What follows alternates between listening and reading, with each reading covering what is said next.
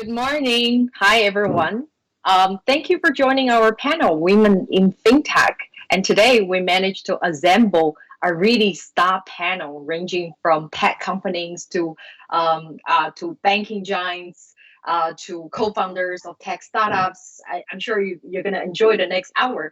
Just to quickly introduce myself. So my name is Emma. I'm the CEO of LongHash Ventures. We're a blockchain-focused accelerator and investor. So it's a very exciting time for us.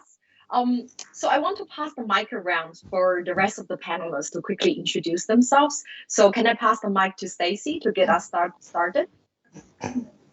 Thank you, Emma. Good morning, everyone, and thank you so much for having us. It's been an extraordinary weekend, so it's a nice way to end the week today with all of my panelists. My name is StaceyLacy. I work for Citi and leading operations and technology for Asia Pacific. I'm also the Chief Information Officer for Citi Asia here as well. Have been with Citi for 23 years, based out of Singapore, a mother of 3 wonderful but annoying children at times, 13, 10, and then my own CEO, Abigail, at 5.5. Back to you, Emma. Thank you. Dr. Meri, would you like to quickly introduce yourself and your background? Thank you, and thanks for having me. This is such a wonderful panel, a very exciting week and wonderful organization of this event. So my name is Meri Rosich. I'm originally from Barcelona in Spain, but I've been in Singapore for a very long time. I work for FinTech companies, banks, payments companies, technology, and I've lived in 6 countries, and I think we are in a really special place in Singapore at the right time, at the right moment for women in technology. So very excited. Something else about myself, I have 2 kids. I've been in startups as well as in nonprofits. And I think that it's wonderful that we have these panels to continue to bring more women up to the tech ladder. Thank you. Thank you, Dr. Meri. Fernn, over to you. So, morning, everyone. My name is Fernn. I actually work for SC Ventures. So what I actually do is I'm actually a corporate venture builder. So a good part of my job actually requires me to be studying a lot of the technology trends, the demographic trends, which in turn actually guide and inform us as to what new business models should we be building in our untapped markets. So examples of the projects that I've been involved with would be a retirement planning platform, a gender lens investment platform. So what we actually do is we build them from scratch, from within, and then we spin them out as separate legal entities. Prior to Standard Chartered, I actually came from OCBC Bank. So I actually was very, very fortunate to be part of the founding team, where we built the Open Vault at OCBC, the FinTech and Innovation Lab from scratch. So a bit more on kids. I have 2 kids, annoying, definitely. 1 boy, 1 girl, a 4-year-old and a 1-year-old. Thank you, Fernn. Welcome. Dr. Entela? Yes, hi. So thank you very much for having me on the panel. Yes, it has been a busy week. We were just pitching yesterday at the demo day. We're very happy to be one of the top 3 companies, FinTech, globally. So apart from that, I'm actually a finance professor at UST, Hong Kong UST's business school in Hong Kong since 2008. And prior to that, I was in an investment bank and hedge funds. So I basically enjoy working in finance, but also bringing the technology to finance, because by training, I'm a financial engineer by heart, so a tech person by heart. Also have 3 kids, like Stacey, 13, 11, and 7. So annoying, not annoying, is actually a very good booster. It's kind of my fallback option, and it drives you for achieving higher targets. It's actually a very good combination of family and work in both. So I enjoy having both. High adrenaline, nonstop. Well, congratulations on your win yesterday. And also, who says women cannot balance career and family, right? It looks like I have to catch up because I only have 1 kid. Over to you, Rosaline. Hi, my name is Rosaline Khoo. I was a banker in New York 32 years ago. In one of my generations of work I've done, this is my 3rd tech startup. And we're now actually helping banks get into health with a health is wealth proposition. So many banks now white label our app for their customers, for their corporate customers, their high net worth, and their retail customers, so that they can help their clients be physically healthy, financially wealthy, and mentally healthy. So that's our journey. That's super exciting. I can't wait to dig into each of these amazing panelists' journey and how did you get here. I'm sure there's a lot of struggle, but there's also a lot of satisfactory along the way. So maybe we'll just kind of ease into this, right? So can we hear some of the personal stories? Like, how did you get to where you are today? What kind of struggles did you have to go through? We can just gonna quickly go through the panel. Who would like to go first? Stacey, let's start from you. Yeah, it's wonderful always to share a panel with such extraordinary women and leaders and individuals, and it's panel like these that you want to continue to do well, isn't it? Because you demonstrate to be the role models and to show the younger women and men that leadership looks like this, doesn't have to look a certain way. Emma, I would say I have what you call a textbook career. I joined the bank. I wasn't a technologist, unlike some of you who are technical engineers. I learned my craft with technology, but I was interested, and I always learned how to ask the right questions. So, you fast forward 23 years, I would say I'm a business technologist. I'm at the table supporting my businesses in thinking through, their solutions, their propositions through technology, taking risks, calculated risks, and then also showing our colleagues how to sustainably develop technology and still be cool and work in a bank. Unlike 20 years ago, everybody wants to work for a bank. Now it's different. So how do we still stay cool but still attract the best talent is what keeps me thinking. I would also just say that one of the story I had from a career perspective is the first decade I would call myself having an accidental career. So I did very well. Everybody gave me a bigger job, a different assignment in a different geography. And then, suddenly it's like, where am I trying to go? Or am I just going to continue to do what others want me to do? So I would turn to you that second decade was much more purposeful. Thinking about the assignments I wanted to have, getting into technologies that I'm interested in. Rosaline, I went into wealth. So the last assignment I just had was running private bank operations and technology. And I can tell you it's a whole different world. So I really resonated by you having that whole ecosystem and not just, one sector of, looking after wealth. So back to you, Emma. That's a little bit of me. That's really exciting. And I think that's a good segue into Rosaline's story, right? Because sounds like you two had a bit of similar journey, started off in a corporate banking world where it was really glamorous. Everybody wants to be in 15, 20 years ago. And that's kind of my personal journey as well. And then there come a point where you're like, what's the purpose of my career, right? What impact do I want to drive? And so Rosaline, would love to hear what prompted you into making that transition and make you go through all the difficult journeys that you have to go through to get where you are today. So yeah, I'm known as the person who spent all my family savings, not just my savings, but my retired husband's savings and my college, my kids' college fund to start my startup. And I did it because I spent 5 years trying to convince my employer to invest in Asia, to take down the cost of healthcare. They never said yes. So I left to build a competitor. And I took all of my family's money and signed a personal guarantee for another 5 million to build my startup. But this is my second struggle. My first struggle 20 years ago was during the .com. I built a .com. It was my second startup, but I discovered one weekend that my daughter had epilepsy. And I was commuting to KL every week. But you know what? My husband didn't quit. I did.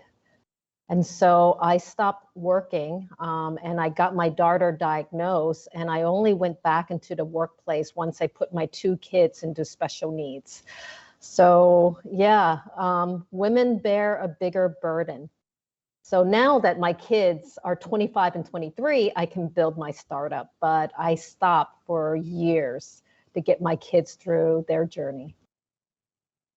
That's fascinating. I think through your sharing, that also brings into the question, right? Like we all have big ambitions. We live in the best times, but sometimes you do have to take a step back because you want to be perfect and you want to be there for your family as well, right? Those are some of the struggles that people have, women particularly, have to go through.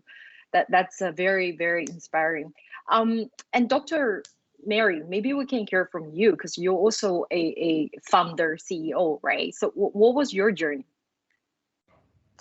So thanks for the question. I think it's really interesting when we get close to our 50s to look back at our careers, and somehow everything seems to make sense. It looks like it was completely planned, well scheduled, all the choices were the right ones. And the reality is that we just make the best choices that we have in front of us all the time.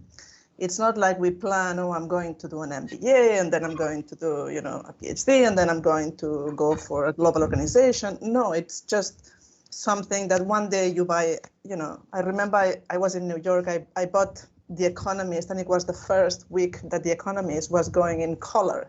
So it was a long time ago, right? That was probably 2001, and they had this ad for the MBA there, and I thought, wow, wouldn't it be amazing to go and do this? And things happen that way. You get ideas, but you have to follow through because everybody has ideas. And sometimes what I always recommend is just don't take the next best option that you have in front of you when you look at planning your career or thinking through what's possible for you in your future.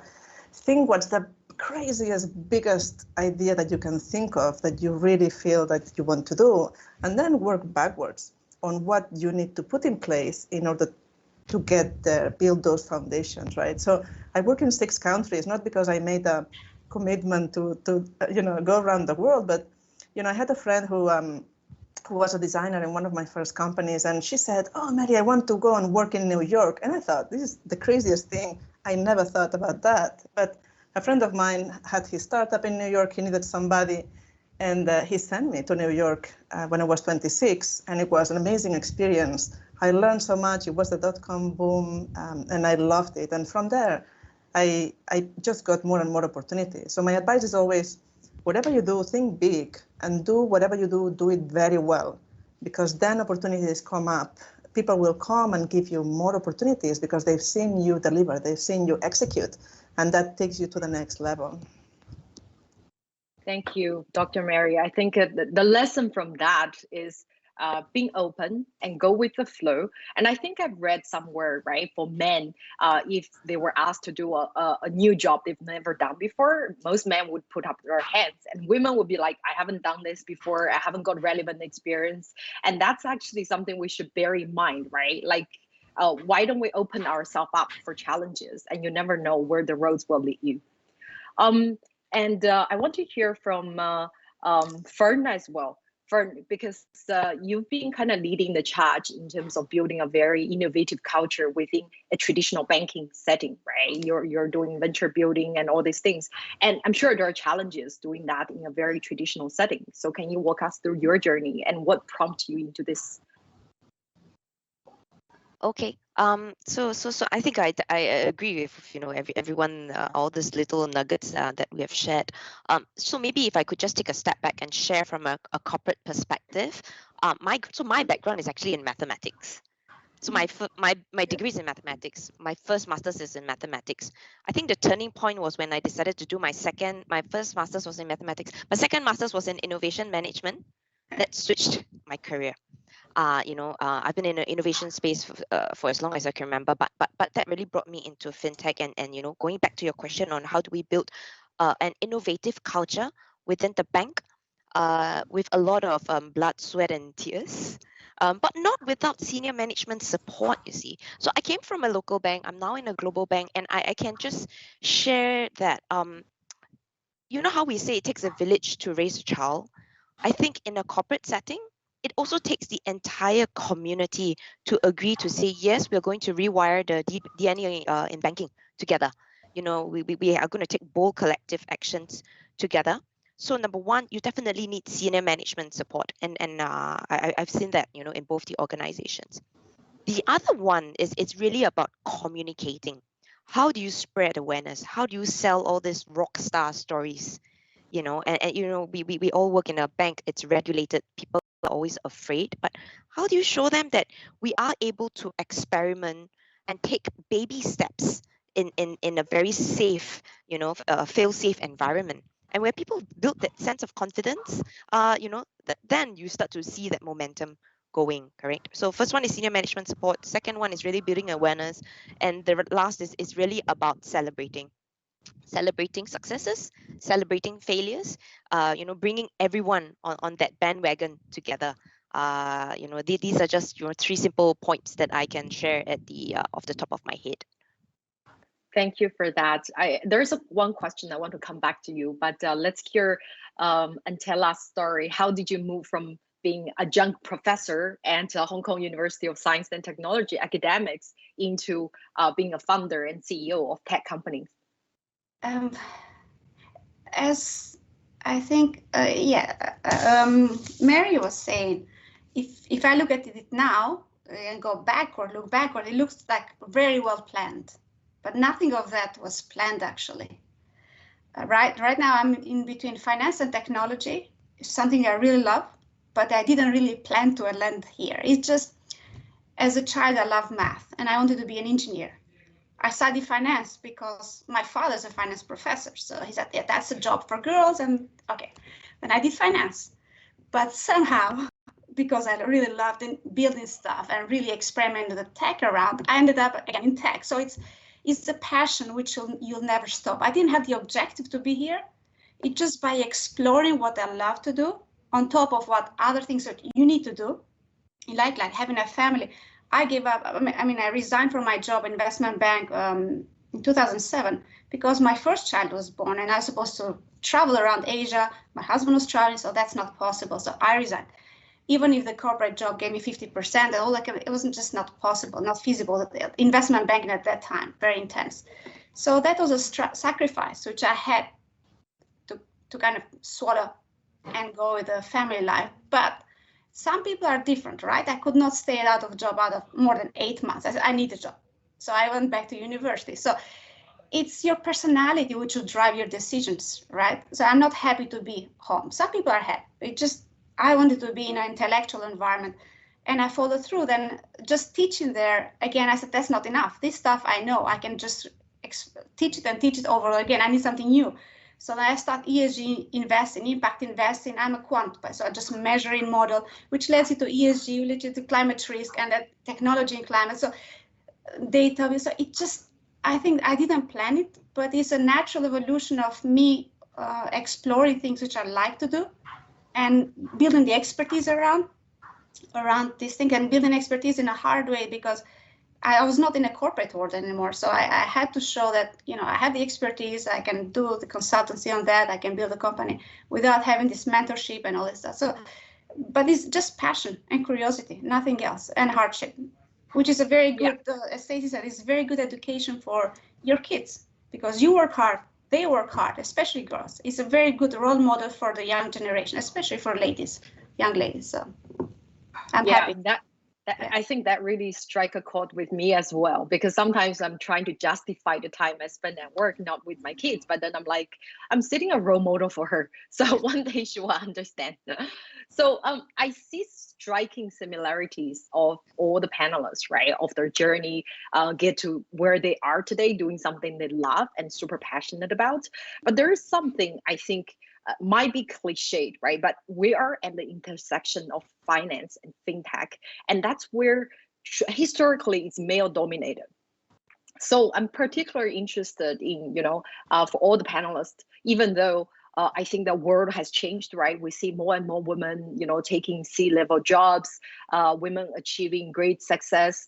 But I want to hear from you, is this enough at this point of time? Do you think there's still stigma, or there's still a lot difficult for women in this field?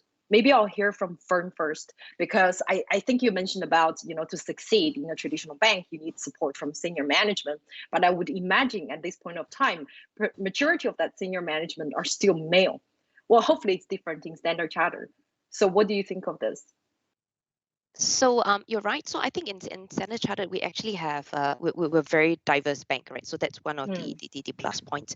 So going back to number of women rising to C-suites, I think at least I can share from the perspective of SC Ventures.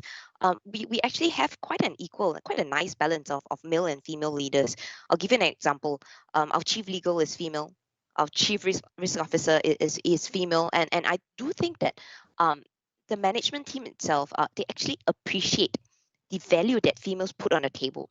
They always say that there's a nice balance, and I really do think so, because women just see things slightly different from a men, you see. So I think when you put two and two together, I would see this is the modern way forward, correct? It's not going to be like a 90%, 10% or male-dominated space. Let's aim for a balance. I think even Standard Chartered themselves, we're trying to strive for 40%. Female leaders in management team, and I think we are on a very, very good journey there, you see. So that's just a bit of a sharing from our perspective. In terms of, maybe if I could just share the kind of challenges that a modern working mom grapples with, I think all of us can actually acknowledge that we all strive to do our best. We want to be the best at work, and we want to be the best at home. Now, how do you do that? That's the trick, correct?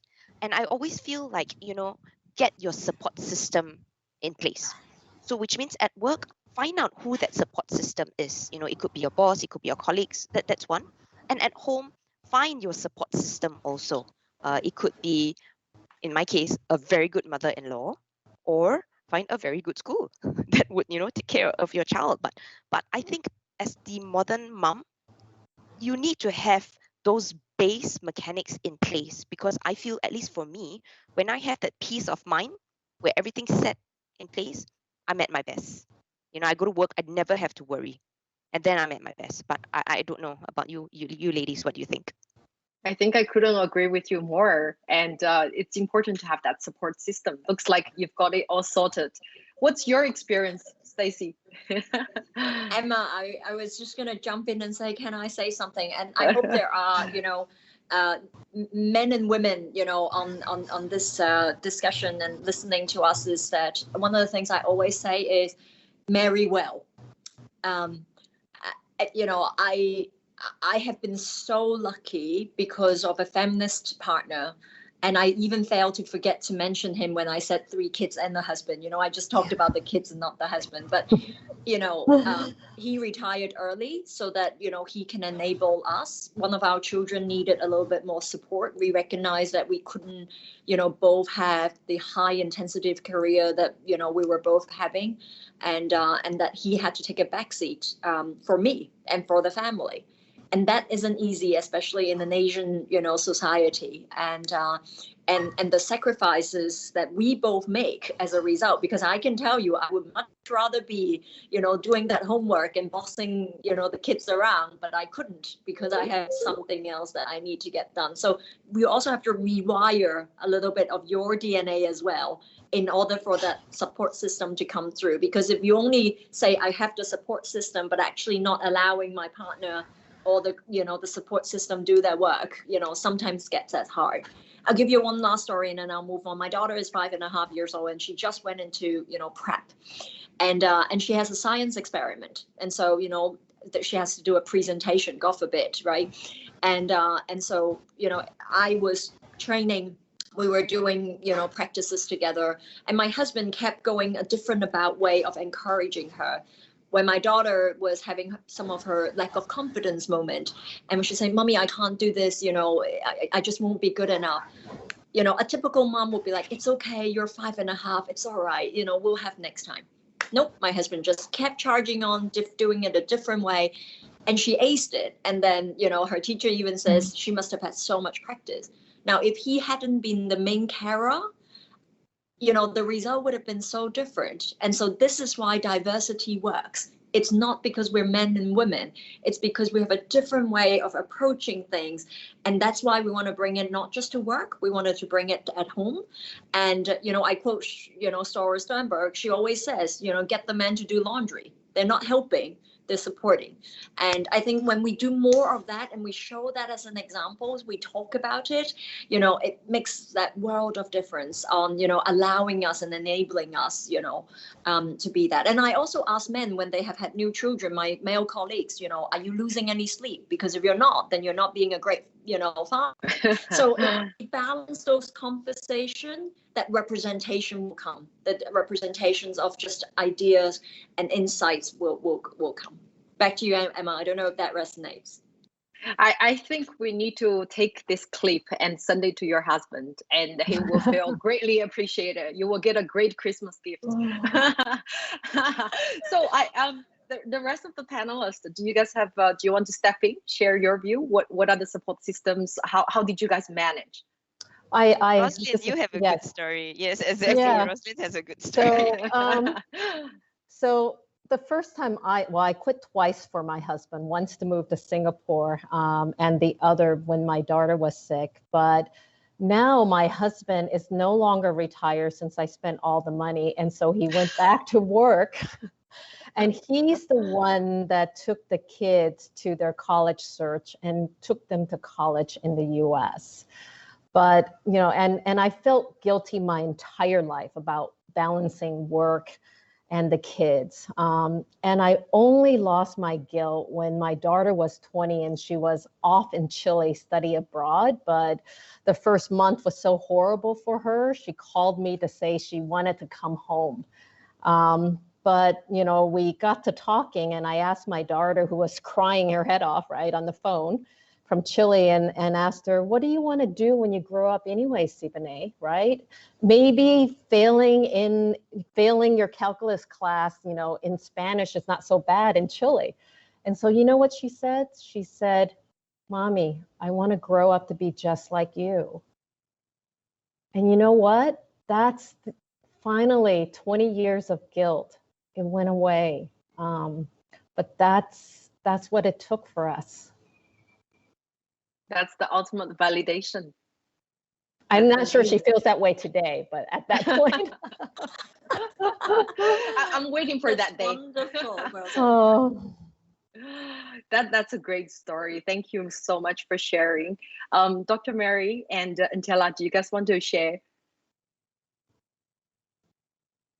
Or we can move on to the next story. I think we've definitely, choosing a partner is make your partner your true partner. I think that's very, very important. On that point, I think it's funny because sometimes we go through panels and sometimes my husband is listening and I talk about how wonderfully supportive my partner is, my husband, and sometimes offline he comes and says, it's not like I could have stopped you. So I think there's a balance between asking for permission and asking for forgiveness, right?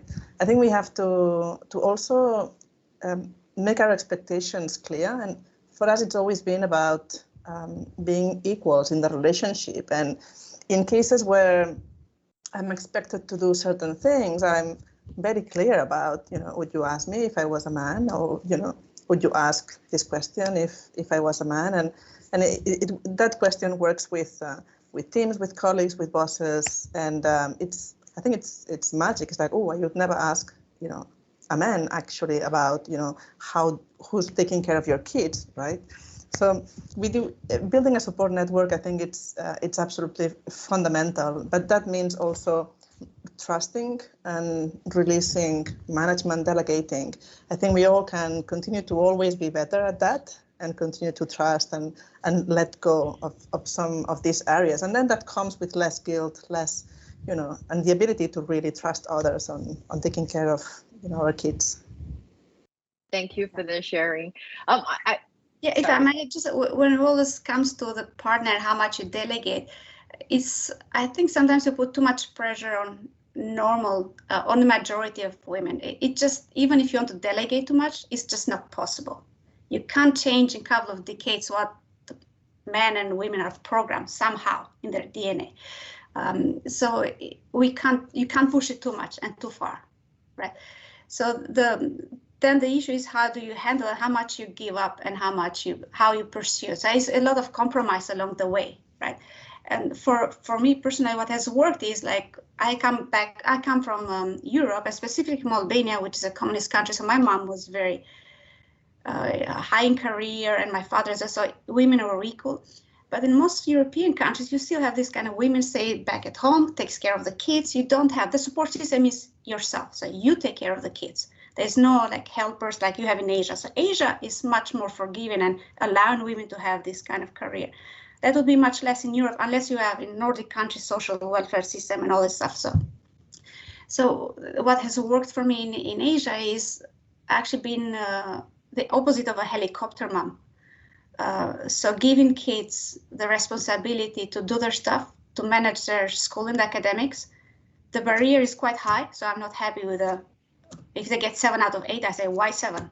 It's the highest in the test, why not 8? So that's do your best and so in a nice way, not that, we are always like sport-oriented, family sport, activity, play is very important, but academic, you have to charge, and I have done my education, you do your education, and you do it how you want to do it, you set your time and limit. So basically I've delegated most of my my support system to themselves, managing themselves and managing time. And it's been wonderful to see them waking up at 4:30, 4 o'clock, or waking up at 1 o'clock when in Europe to log in their Zoom classes taking place in Canadian school in Hong Kong.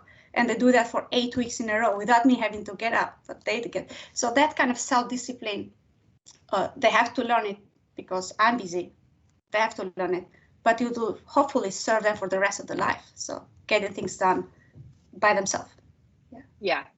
I think the takeaway is know when to let go, right? Don't try to take on everything and really use 80-20, right? Focus on things that really matters in the long run. I would like to switch gears as well. Otherwise, this turned into a panel of praising husband and mother-in-law. So I would like to ask about your motivations. When you have to dig deeper, is there someone in your mind, doesn't have to be women, doesn't have to be in tech or finance, right? Who inspires you? Who is your role model? Whoever wants to take the questions first.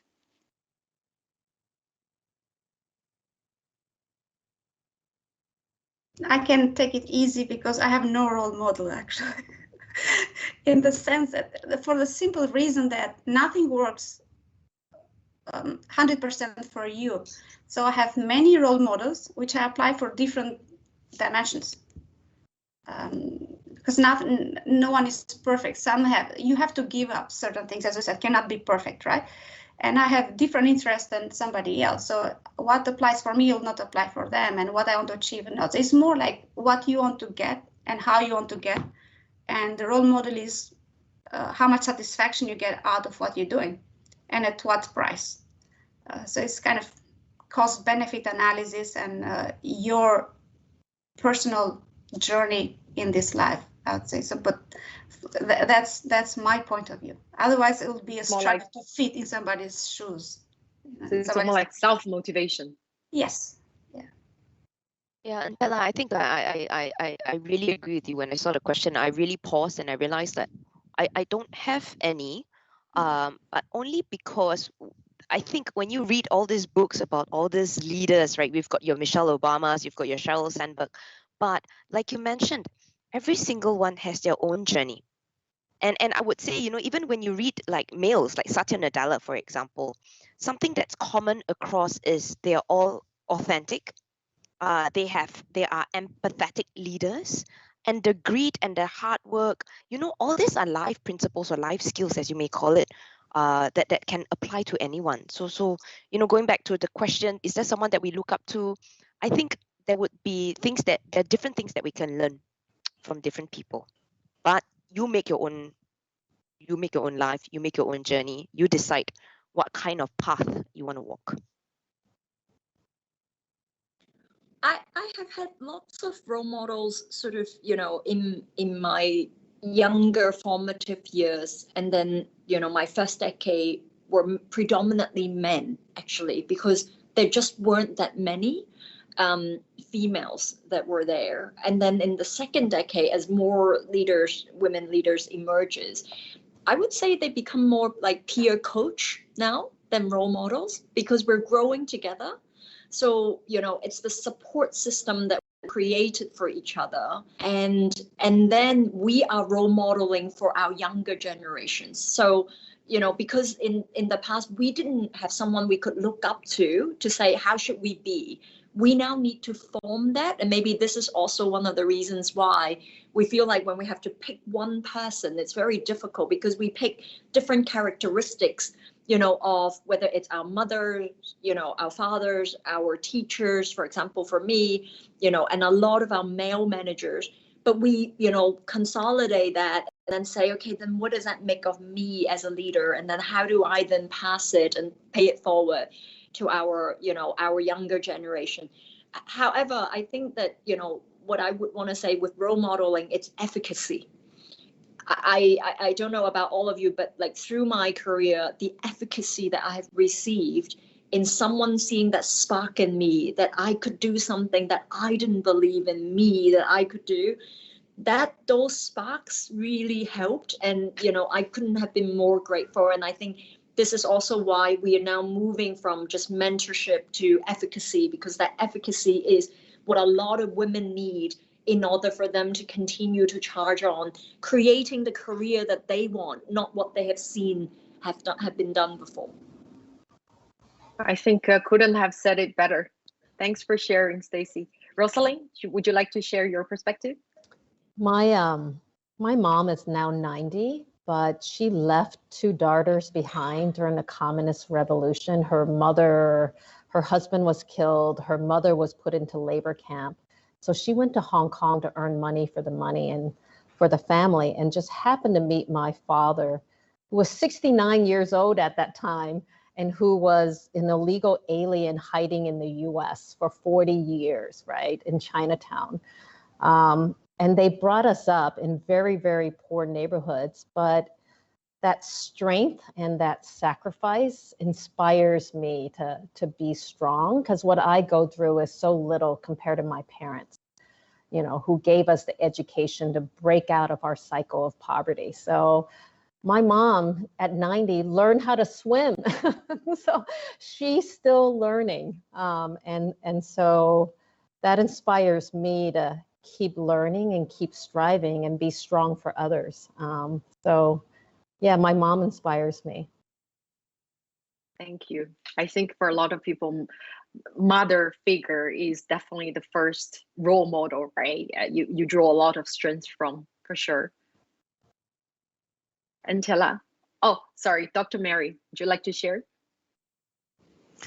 Yes, and I think we come from a past where we were asked to pick role models and follow people who were famous, and there was this idol culture around, big businessmen or super famous politicians. And I think we are moving more to a phase where we need to understand more what our identity is and where we want to be based on lots of different components. So being grounded in the family history, knowing where we are from, I think it's very important. It's something that I try to teach my kids. We have a place in Spain, so we go back. It's our point of origin, but life is here. Our life is here. Our future is here. So I want them to know, the history. There was a civil war. There was a lot of suffering. That is part of who we are, and it's important to understand, because it puts into context things like, yes, you cannot go to the park in a group of 6, so you cannot go. So it's nothing compared to what our ancestors went through. So we need to understand that when we educate our kids. for me and for my career, I'll tell you a funny story, which is growing up, I love technology and science fiction, and one of my favorite shows was the Star Trek Voyager. And in the 90s, they finally had a female captain, Janeway, and it's a show that I've seen probably 7 times altogether, and I'm watching it now again with my 13-year-old son, and I'm rediscovering all the ethical dilemmas that this woman who was an engineer in a position of power, managing a lot of men in a very futuristic setting, she's making in every episode decisions about ethics, about the influence of artificial intelligence, things that are so real for today, for today's world, and for the future of our kids. So I think she's a fantastic fictional character of a woman in power in technology.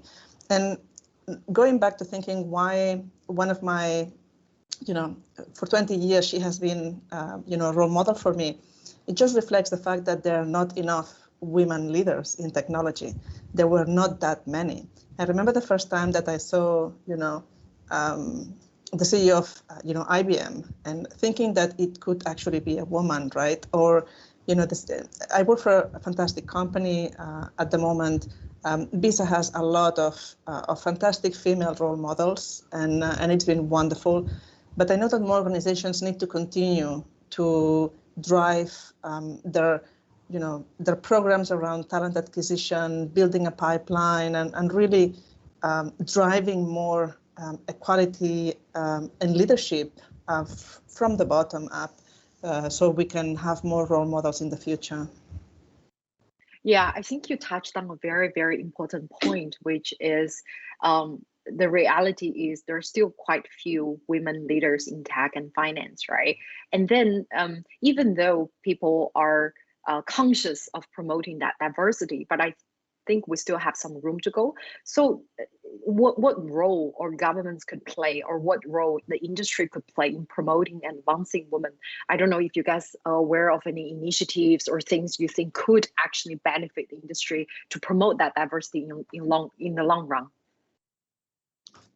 Maybe Emma, I'll start, because Citi has been an organization that have really supported diversity. A few years ago, we've come out in public declaring that we're going to have a representation target of increasing it to 40%, and that was not done, right? And that was a recognition, and we debated internally, because is that a target, is that a goal, is that a quota? And we were very, very certain that this is not a quota, but it's something that we truly believed in. And that made a huge way of setting it at, having it at the top of the house and making that happen. What we also then have extended to do in the last few years is extending diversity and inclusion to just then gender diversity, because that's very visible. But yet there are others, like generational, like religions and ethnicity, like LGBT. And all of these are just as important, because what we want to do is to tell our employees that they could be safe with who they are in the company that we work in. And I think that as we think about that and having programs that rally against, these different, groups, we open up to allow all of our colleagues to feel safe and therefore perform their best. And then going back to women, as you all know, Jane Fraser was appointed as our, incoming CEO, for the very first time for a female leader. But guess what? She wasn't just a female leader. She is an awesome, rock star as well. And some of you may have heard her early in the week. And I think that's what we want to role model more of. It's not just about having that, female person being at the seat, but rather demonstrating how different leadership looks like and how we, support each other. The last thing I'll say, it's also about recruiting, because a lot of the time, because it's still very male dominant, they might not know the women. And so we created advocacy program, a structured advocacy program for these women to be supported and mentored, and we call it the Ascent program, and we've done that last year, and we're now doing it again another year. And the objective is to making sure that these women are taking charge of their career and not have accidental career like some of us, and that they have purposeful career in taking charge and running what they wanted to do. Back to you. Fascinating. I hope more companies, MNCs, could replicate the similar type of program, because I do think there needs to be very structured approach to promote this. Fernn, would you like to share? I was laughing because the funny thing is, so in Standard Chartered, we champion diversity and inclusion quite a bit. We also have a female program, and guess what? The name of the program is also called Ascend. So that's quite funny, right? But I thought that think alike, yes. Global initiative. Yes, but I thought that maybe if I could just share something a bit different. So we get it, right? So Standard Chartered, we really believe in having diversity and inclusion, but from the ventures perspective, what has happened is, because when we build ventures, it's always backed by data. And actually last year we actually launched a challenge. The premise here is, females, we make the biggest consumption decision. Shouldn't we build a new business model around serving the needs of women, right? Because if you think about it, every large organization says, yes, we innovate for women, but you always get a pink credit card, a purple hairdryer, and can we move beyond all the stereotypes, you see? And that's how much we believe in celebrating women, because we launched the female business challenge show. It's called the Venus Venture Challenge. We came up with 2 ventures that we preceded. They're on its way to completing market research and prototype, and I think the proof is always in the pudding, correct? You back your initiatives with action, and people will believe you. Thank you so much, Fernn. I think we pretty much come to the end of the panel, and I can't believe how quickly it has flew by, and we should get together another time. This has been really fun. I want to wrap up with the last question, which is pretty cliche, but I think it has to be asked. Is I think we all had a pretty lucky career, right? Going through the challenges to get to where we are. But if you were to relive it, or if you were to give advice to your younger self, what is that one advice you think could make your life easier, could actually help you to get where you are today faster? If I may just jump in. Yes, please. My advice to the students I have at university, or my daughter, is never stop learning. So never ever stop. Always be a student in life. As even Rosaline was saying, her mom is learning swimming. So never stop learning in life. Be curious and follow your passion. It will lead to where you need to be. It's just follow your passion. So that's passion-led. Yeah, passion-led. Because then work is not work. I work hard. Maybe you say you're workaholic. I said yes, but maybe I like doing it. So it's the work is not work when you do what you like. So that's true. I read a book. It says life is about suffering. You're just choosing what you're willing to suffer for. So you have to choose something you love. Exactly. Sorry, Stacey. I love that. No, Emma, I was just gonna say, own it. Just own that power. It's all within us. We've got the strength. We've got the resilience. We know how to do this, and have the network of support. But own that career, own that personal life, own that personal development. It will mean something. You just don't know it now, but it will mean something later on. And then you look back and say, that's why that happened. So I would say own it. Thank you. Rosaline, would you like to share yours? Yeah, I would say whenever you come into a fork in the road, because we all have these decision points, always choose the harder path, because you will grow only if you have to struggle and overcome the obstacles that come along the way, because it is about the suffering and the struggling, because that is growth. And if you do that, you will grow into a very different person, and you will learn true confidence. Looks like we've read the same book. So, Dr. Meri. I think on top of what everybody has already said, I think it's important. So I teach as well, and I tell students, don't worry about what anybody else thinks. Remember that, especially when we mentor younger generations, they're growing up in a very different world than we grew up. The pressure of, social media, the pressure of all this 24/7 life, it's very different. So I always tell them, don't worry about what anybody else will think. Worry about what you will think in the future, because it's about you. So you have to own your career, own your future, and build the skills that will take you forward. So completely agree with non-stop learning and sometimes making hard choices, even if everybody else disagrees. I think it's important to own your future and take it forward. That's so true. Fernn, over to you. So maybe just two nuggets of sharing, right? So the first one is from my ex-boss. He told me before, Fernn, keep punching above your belt. And I think that has been my mantra, and it has kept me going all the time. And of course, the other one is what doesn't kill you makes you stronger. We are an accumulation of our entire life experiences. Thank you so much, Fernn. I think that comes to the end of the panel. Thank you so much for your insightful sharing. I hope the audiences are able to take away some wisdoms and useful tips. And thank you so much. Enjoy the rest of the Singapore FinTech Festival.